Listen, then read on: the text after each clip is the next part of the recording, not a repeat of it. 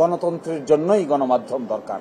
Investigative journalism যদি না থাকে তাহলে সমাজ থেকে দুর্নীতি দূর করা কঠিন হয়ে দাঁড়ায়। আমি মনে করি গণমাধ্যমের স্বাধীনতা বোধ হিসেবে ফ্রি অ্যাক্সেস থাকা উচিত। গণমাধ্যম যদি ফ্রিলি কাজ করতে না পারে তাহলে গণতন্ত্রের চতুর্থ স্তম্ভ বিনষ্ট হয়। গণতন্ত্রের জন্যই গণমাধ্যম দরকার।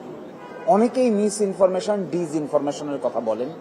এই ক্ষেত্রে কার্যকর উদ্যোগ নেওয়া যেতে পারে, কিন্তু তাই বলে গণমাধ্যমকে তার দায়িত্ব পালন করা থেকে বিরত রাখা কারো জন্যই কল্যাণকর হবে না। আমার ব্যক্তিগত অপিনিয়ন হলো, গণমাধ্যম যেখানে কার্যকরভাবে ফাংশন করে সেখানে গণতন্ত্রই বলি আর করাপশনই বলি, সেই জায়গাগুলোতে চেক এবং ব্যালেন্স আনা সম্ভব হয়।